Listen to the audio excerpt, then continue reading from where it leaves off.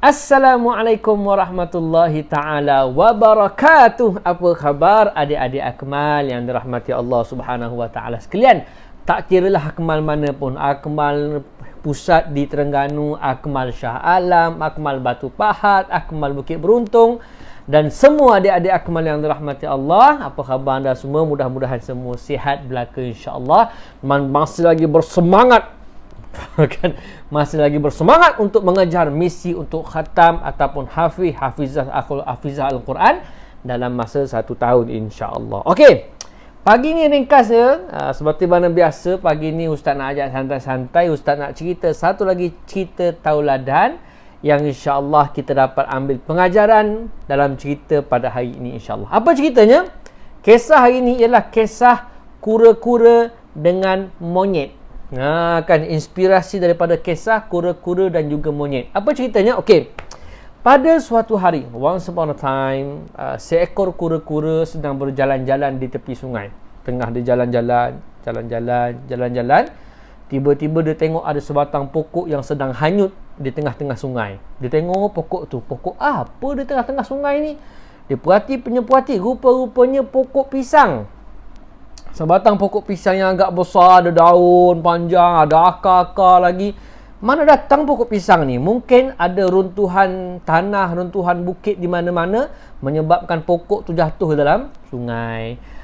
Kura-kura pun terfikir, bagus juga kalau aku tanam pokok pisang ni, nanti berbuah, aku boleh makan. Kura-kura pun lompatlah masuk dalam sungai. Dia berenang, sampailah dekat pokok pisang, sebatang pokok pisang tu. Dia pun tariklah dengan mulut dia. Tarik dengan tangan dia, tak bergerak. Dia tarik dengan mulut dia, tak bergerak. Kura-kura kecil kan, makhluk kecil, nak tarik, letih. Tak larat juga. Kura-kura kata, aku kena minta tolong dengan binatang yang lain agaknya. Barulah dapat ambil batang pokok pisang ni kan. Tengah-tengah dia pun angkat kepala dia, tengok siapa yang ada. Tiba-tiba dia dengar bunyi ketawa. Kan? Rupa-rupanya monyet tengah ketawa di ujung sungai tu, di tepi tebing tu, monyet duk ketawa. Kura-kura pun panggil lah, monyet, tolonglah aku, yang kau ketawa ni kenapa monyet? Apa jawab monyet? Monyet kata, aku ketawa tengok kau lah kura-kura. Kau nak buat apa tengah-tengah sungai duk tarik batang pokok tu, nak buat apa? Kan, lawak lah aku tengok kau dah lah kecil kan. Tergelak-gelak si monyet tu. Apa kata kura-kura? Kura-kura, jom, Kura-kura cakap, monyet, jomlah tolong aku. Jomlah tolong. Tolong apa? Tolong bawa pokok pisang ni ke tebing, aku nak tanam. Monyet dengar perkataan pisang. Pisang? Kan pisang? Monyet kata, kura-kura, kalau aku tolong kau, aku dapat apa? Monyet, kalau kau tolong aku, insya-Allah, kan, kita akan bagi 2 pokok pisang ni. Kita bagi 2 pokok pisang ni. Monyet tu tanpa berfikir panjang, dia pun terjun dalam sungai. Dia tolonglah si kura-kura bawa batang pisang ataupun pokok pisang tu.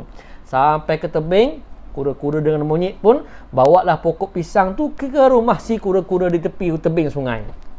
Sampai ke kebun si kura-kura pun ajaklah.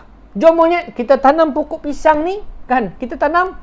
Tolong aku, kita korek lubang, angkat pokok pisang ni, kita tanam.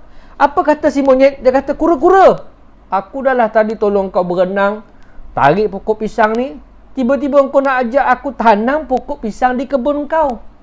Mana boleh? Ini kebun kau, bukan kebun aku. Buat apa aku nak tanam pisang di kebun kau? Apa kata kura-kura? Monyet, kalau kita nak makan pokok pisang, nak makan buah pisang, kita kena tanam dulu. Nanti dah tanam, dah berbuah, kita makanlah sama-sama. Itulah maknanya, bukan kita nak makan batang pisang ni, kata si kura-kura. Monyet kata, kan? Monyet kata, aku tak kira. Aku nak juga bahagian aku. Tak naklah aku kena tipu dengan kau. Tak nak lah. Kan? Aku nak bahagian aku juga. Kan? Aku nak bahagian aku. Tak nak lagi aku kerjasama dengan kau si kura-kura. Ingat, kan boleh makan terus, ya kan boleh ambil terus. Tak kira, aku nak juga bahagian aku. Apa kata kura-kura? Kura-kura cakap, okeylah.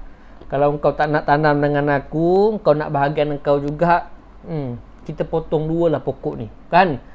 Monyet pun cadang. Monyet kata, kita potong 2 lah pokok ni. Senang cerita, aku ambil bahagian aku, kau ambil bahagian kau. Kura-kura setuju. Kura-kura kata tak apalah, kita potonglah. Kau nak ambil bahagian mana si monyet?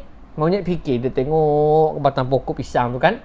Dia kata, kalau nak ambil batang pokok pisang ni, baik aku ambil yang bahagian daun besar-besar tu. Yang bahagian atas pokok pisang ni, bahagian bawah bukan ada apa, ada batang je, ada akar je. Kalau nak makan buah mesti daripada atas. Monyet pun katalah, tak apalah, aku nak ambil bahagian atas, yang daun besar-besar ni, yang atas ni. Itu bagi aku. Yang bawah-bawah ni kau punyalah, si kura-kura. Kata si monyet. Kan kura-kura pun panggil lah kawan-kawan dia, tolong dia potong pokok pisang tu. Krep.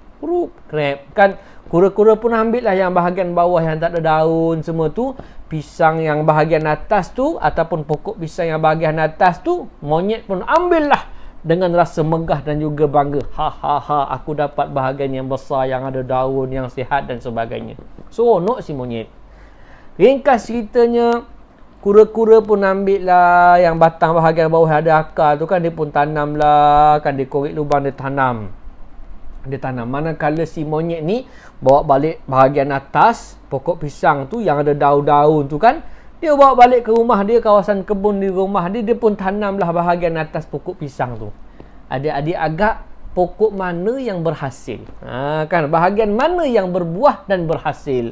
Tentu-tentunya bahagian bawah, bahagian akar. Kan si kura-kura dia tanam bahagian bawah tu, dia tanam lama-lama akarnya makin kuat, pokoknya makin sihat, akhirnya bahagian bawah tumbuhlah anak pokok pisang yang subur. Kan lama-lama membesar, lama-lama tumbuhlah ataupun keluarlah buah pisang. Yang bahagian atas si monyet, kita pun tahu kan, mana nak hidup pokok tak ada akar, batang saja yang belah atas. Ini bukan pokok ubi, ini pokok pisang kan, belah atas tu walaupun mula-mula nampak berkepak je daun dia besar kan, nampak sihat, tapi lama kelamaan si monyet tunggu tak berbuah-buah. Bukan saja tak berbuah, malah makin lama makin buruk, makin lama makin mati dan kering pokok ataupun bahagian atas pokok pisang tu. Termenungku sendiri, memendam menyesal dalam hati. Menyesal lah si monyet tu. Sebab apa? Dia sangka dia dapat bahagian yang baik, dia buat yang baik, dia sangka dia dah tipu si kura-kura.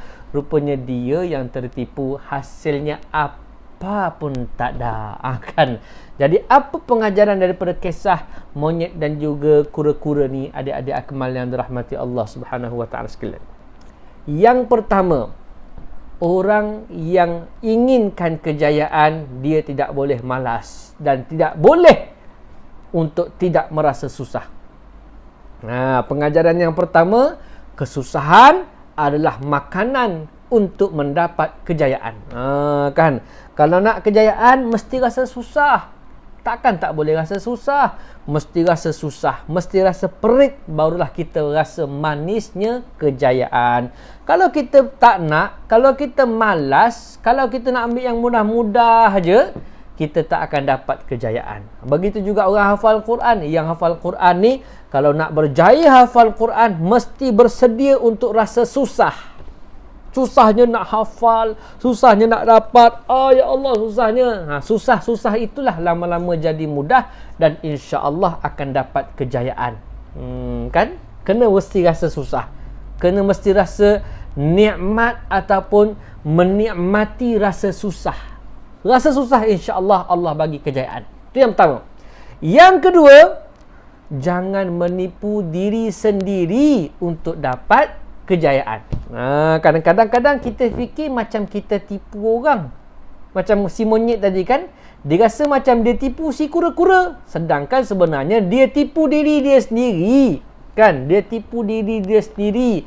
Dia nak mengelat, konon-kononnya nak dapat buah cepat, ambil bahagian atas. Rupa-rupanya dia tipu diri sendiri, sedangkan dia rasa dia dah tipu si kura-kura. Macam tu juga, kita nak dapat kejayaan, jangan tipu diri sendiri. Kan? Kalau kita tipu diri sendiri, kita nak ambil mudah je, kita tak akan dapat rasa kejayaan. Mula-mula kita rasa seronok, tapi lama-lama sebenarnya hasil apa pun tak ada, macam si monyet tadi kan. Mungkin sekarang contoh sekarang ni ramai ustaz dapat laporan ada pelajar-pelajar yang tasmih ataupun mengaji online ni, dia mungkin nak mengelat. Ada yang nakal-nakal ni lah kan.